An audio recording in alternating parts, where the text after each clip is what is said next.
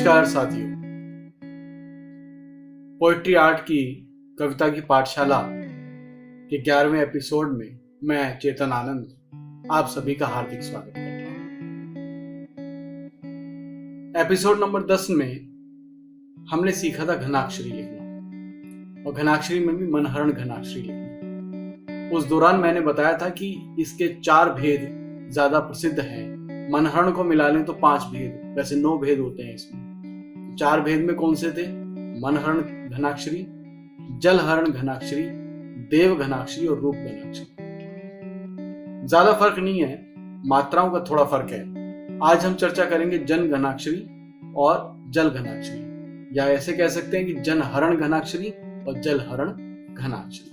तो ज्यादा भेद नहीं है, मात्राओं का है।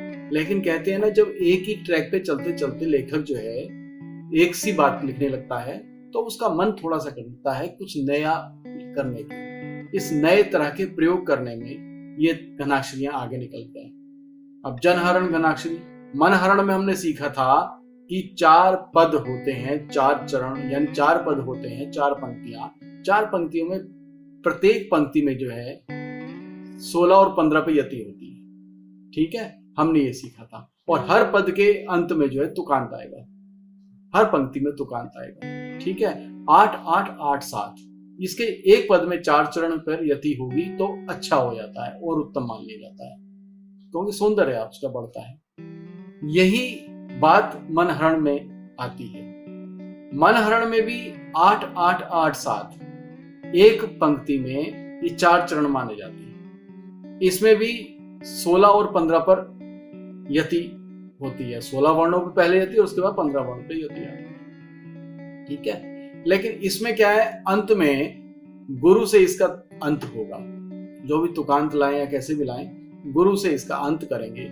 लेकिन इसका मनहरण में और उसमें अंतर यह है कि मनहरण में वर्ण जैसे मर्जी गुरु लघु का अनिश्चित रूप से आप उसका प्रयोग कर सकते हैं, कोई उसका क्रम नहीं है। लेकिन मनहरण में लेखक ने इसमें क्रम बना दिया। उसने क्या प्रयोग किया कि भाई चरण तो एक पंक्ति के अंदर 4 ही होंगे, 8 8 8 7 वर्ण पर यति होगी, ये भी ठीक है। और प्रत्येक पद में तुकांत भी आएगा, ये भी ठीक है। लेकिन अगर एक पंक्ति 31 वर्णों की है और 16-15 वर्णों पर अगर यति आ रही है उसमें, और 4 चरण भी चलो वैसे ही कर दिए जाए, लेकिन उससे पहले के 30 वर्ण जो होंगे, पहले के 31 वर्णों में जो पहले के 30 वर्ण होंगे सब लघु लघु होंगे, गुरु कोई नहीं माना जाएगा।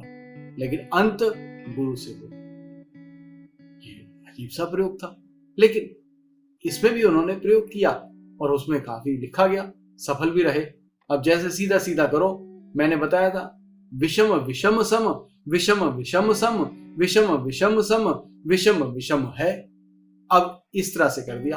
अब विषम विषम आप गिन लीजिए, मात्राएं क्या है, लघु लघु लघु, फिर विषम विषम, लघु लघु लघु, सम में लघु लघु।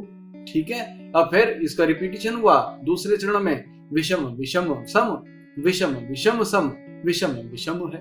अब आप एक पंक्ति में 4 चरण हुए, विषम विषम सम पहला चरण, इसमें 8 वर्ण आप गिनती कीजिए, पहला 3, दूसरे 3 और सम में फिर 2 वर्ण आ गए, लेकिन सारे लघु में हैं, गुरु में कोई नहीं है।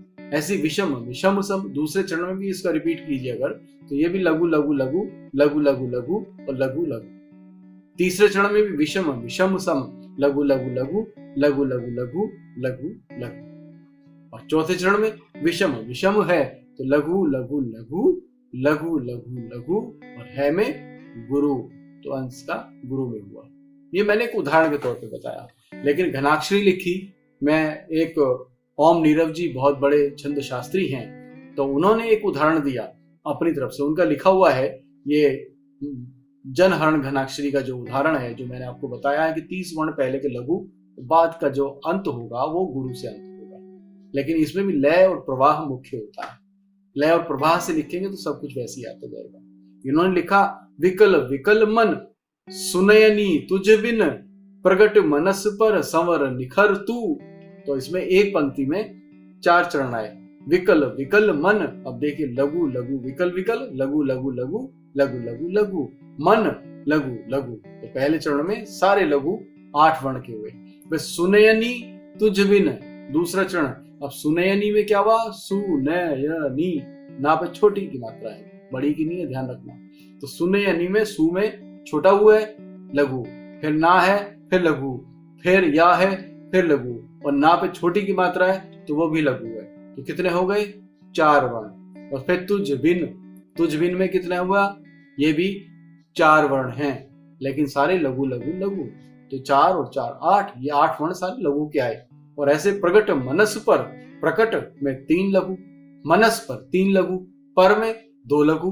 तो इन दोनों को मिला ले, 3 3 6 और 2 8 लघु इसमें आए। और संवर निखर तू, संवर निखर तू, संवर में 3, निखर में भी 3 लघु, और तू में गुरु, बड़ा हुआ आ गया ना, तो गुरु। तो अंत इन्होंने गुरु से किया। तो अब मैं पढ़ता जाऊंगा, आप उसका गणना करते जाइएगा कि कितने 30 वर्ण पहले के लघु आ रहे हैं, 31 वर्ण जो है गुरु में का अंत कर रहा है, और उसके अंदर तुकांत भी आता जाएगा। तो विकल विकल मन, अब लय और प्रवाह रखना है तो उसको ऐसे भी गा सकते हैं जैसे पिछली बार मैंने आपको समझाया था कि विकल विकल मन सुनयनी तुझ बिन, प्रगट मनस पर संवर निखर तू, हृदय पटल पर प्रतिपल बस कर, सुख कर अनुभव बस कर, सुख कर अनुभव भर तू, संभल संभल कर थिरक थिरक कर, लय गति वश कर पग पग धर तू, रुन झुन छनन छनन छन, झनन झनन झन पग पग कर तू। अब अंत सारा लघु से हो रहा है, लेकिन इसके अंदर निखर तू, भर तू, धर तू, कर तू। तो कर, धर, भर, निखर, ये तुकांत आ गया। और तू क्या आया? ये समांत है, लेकिन गुरु से इसका अंत हो रहा है। तो इस तरह से इन्होंने इसका ये उदाहरण दिया। लेकिन मैंने जो पहले बताया था उसको दूसरा से भी लिख सकते हैं, विषम विषम सम, विषम विषम सम, विषम विषम सम, विषम विषम है। इस तरह से करते जाओ, बड़ा आसान रहेगा। समझ गए? तो ये जनहरण घनाक्षरी है। ठीक, अब दूसरी घनाक्षरी ले लेते हैं। इसका भी आप अभ्यास करना, मजा आएगा लिखने में, क्योंकि ये प्रयोग है, घनाक्षरी का नया प्रयोग आपको लगेगा।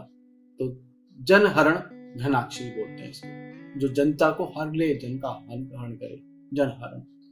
ऐसे ही एक है जलहरण, एक और नया प्रयोग किया लेखकों ने। जो पहले के छंद शास्त्री थे, जब उसमें लिखा तो यार कुछ नया होना चाहिए, इस घनाक्षरी में भी एक सी हो गई, तो उन्होंने फिर एक और बनाया, जलहरण। अब जलहरण में क्या किया उन्होंने? जलहरण में उन्होंने कर दिया भाई 31 वर्ण एक पंक्ति में नहीं होंगे, अब एक पंक्ति में होंगे 32 वर्ण, और 16 और 16। ठीक है, 16 वर्ण पे यति, फिर 16 वर्ण पे यति, लेकिन एक पंक्ति में 4 चरण ले सकते हैं, तो अति उत्तम हो जाता है, अच्छा सौंदर्य बढ़ता है। तो 8 8 8 8 8 8 के उन्होंने 4 चरण बनाए। ठीक है, तुकांत वैसे ही लिया, लेकिन इसमें शर्त क्या रखी? अब कुछ इसके भी दो लोग हो गए, 2 पक्ष बन गए, 2 गुट बन गए। एक लेखक कहता है कि भाई ये ठीक है, 16 और 16 वर्णों पर यति कर लीजिए अनिवार्य रूप से, और एक पंक्ति में 8 8 8 8 के 4 चरण पर यति ले लीजिए, अच्छा बनाने के लिए, उसको पंक्ति को जो है सुंदर बनाने के लिए। लेकिन इसका जो अंत होगा वो गुरु से नहीं होगा, वो 2 लघु से होगा। तो एक पक्ष ने ये माना, ठीक है, तो एक गुट ने या एक ग्रुप ने, समूह ने, कवियों के, लेखकों के ये माना कि अंत भाई इसका चरण आप ले लीजिए उसके 8 8 8 8 वाले, लेकिन यति जो होगी वो 16 16 वर्णों पर होगी, और अंत जो होगा इसका लघु लघु से होगा। लेकिन दूसरे वर्ग ने माना नहीं भाई, हम इसको नहीं मानते कि लघु लघु से इसका अंत होगा, हम तो इसका लघु और गुरु से अंत करेंगे। उन्होंने इस तरह से कहा कि लघु और गुरु से, तो लघु और गुरु से जिसका अंत हो वो जलहरण घनाक्षरी है, और अगर लघु लघु से भी इसका अंत हो और 16 16 वर्ण पर यति आ रही हो तो वो जलहरण घनाक्षरी ही कहलाएगा।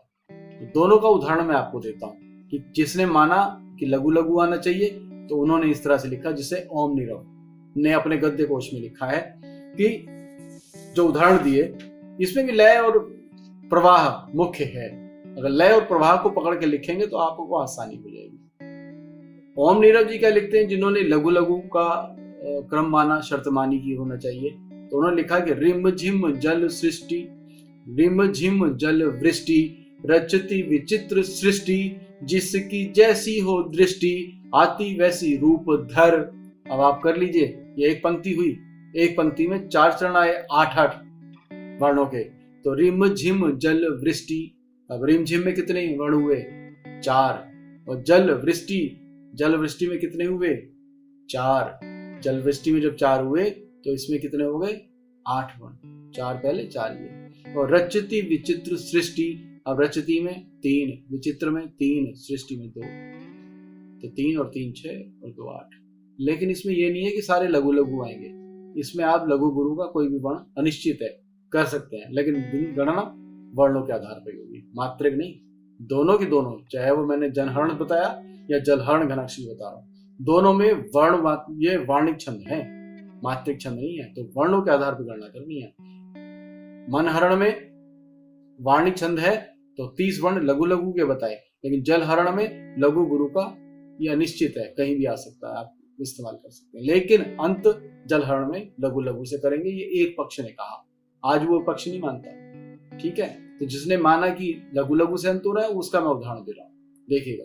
रिम झिम जल वृष्टि, रचती विचित्र सृष्टि, जिसकी जैसी हो दृष्टि, आती वैसा रूप धर, लगी न दिहाड़ी कहीं, चूल्हा भी जला है नहीं, कहीं पकवान रही, तल नारियां सुघर, कहीं चले मनुहार, कहीं है विरह जवार, कहीं पर है बहार, कहीं जिए मर मर, किंतु जब रस वृष्टि करती है काव्य सृष्टि, होती सदा दिव्य दृष्टि, बनती आनंद कर।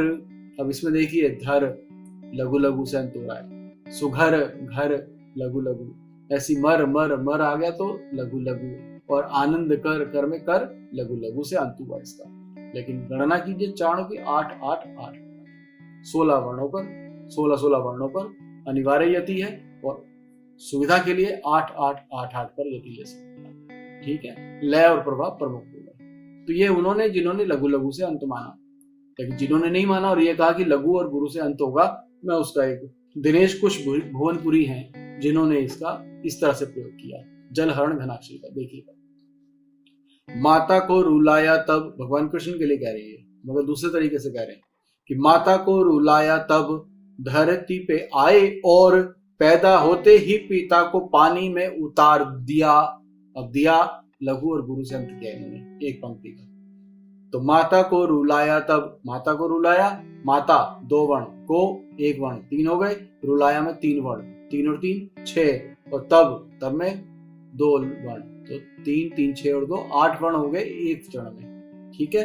तो यति आइए इसके बाद, माता को रुलाया तब, धरती पे आए और, धरती में 3 वर्ण, पे 1 वर्ण, आए पे 2, और में 2, तो 3 और 1 4 और 2 6 और 2 8, तो दूसरे चरण में भी 8 वर्ण आए। ऐसी पैदा होते ही पिता को, पैदा होते में कितने 4 वर्ण आए, ही पिता को, पैदा होते ही 1 आ गया 5, पिता को 3 वर्ण, पिता में 2 वर्ण और को में 1 वर्ण, तो ये 8 वर्ण का एक तीसरा चरण हुआ। पानी में उतार दिया, तो पानी में 2 वर्ण है, में 1 वर्ण है, 3 हो गए, उतार में 3 वर्ण है, तो 3 और 3 6, और दिया में 2, ठीक है, वर्ण 8 वर्ण से चौथा चरण पूरा किया। लेकिन उतार दिया में इन्होंने माना है कि लघु लघु से अंत नहीं होगा, जलहरण का लघु गुरु से अंत होगा, तो इन्होंने ऐसे किया।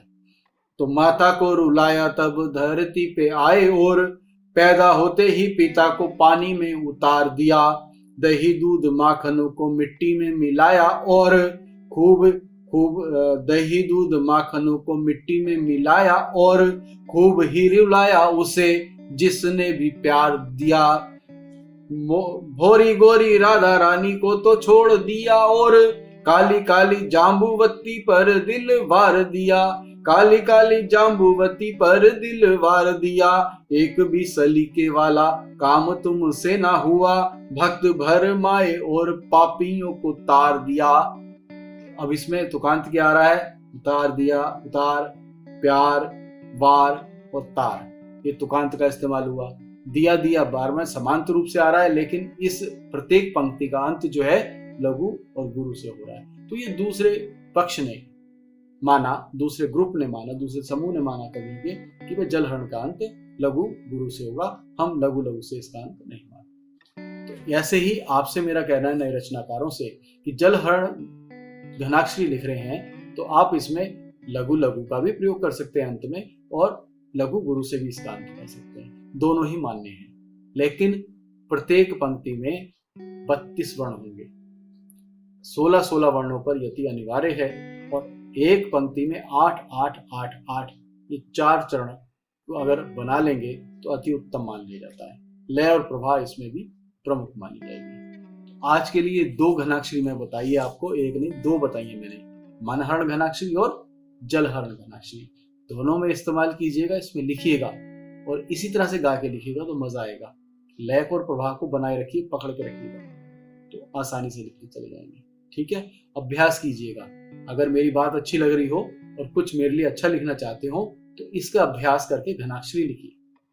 आप पसंद तो कर रहे हैं चीजों को, लेकिन आपके कमेंट्स कम आ रहे हैं। तो पोएट्री आर्ट के यूट्यूब चैनल पर ये एपिसोड जब आप देखें तो आप उसमें अपना कुछ ना कुछ उदाहरण के तौर पर लिखना शुरू करें। हम मानेंगे कि हाँ, जो हम बात आपको समझा रहे हैं, जो सिखा रहे हैं, वो आप समझ रहे हैं और उसको फॉलो कर रहे हैं। तो ये बहुत जरूरी है, क्योंकि आप सीखेंगे तो आप आगे 2 लोगों को पढ़ाएंगे, 2 लोगों को भी इस वीडियो को आगे भेजें ताकि वो भी जान सकें। और हिंदी में साहित्य को हम कैसे और समृद्ध कर सकते हैं, ये ऐसी विधाएं हैं, ऐसे छंद हैं जो आज के जमाने में विलुप्त होते जा रहे हैं। हम बाहर के छंदों का ज्यादा पकड़ रहे हैं, जैसे हाइकू पकड़ रहे हैं, गजलों की तरफ ज्यादा जा रहे हैं, लेकिन अपने दोहे हैं, अपना कुंडलिया है, अपने माहिए हैं, और हमारा ये घनाक्षरी छंद है, बड़े मधुर छंद है, मंचों पर जिनसे धूम मचती है। इनको नए रचनाकार लिखना सीखें, हिंदी साहित्य में समृद्धि निश्चित रूप से बढ़ती चली जाएगी। आपका एक छोटा सा प्रयास आपको बहुत बड़ा फलक दे सकता है, बहुत बड़ा आकाश आपको मिल सकता है। ठीक है, इस तरह से प्रयोग कीजिएगा। आज के लिए इतना ही।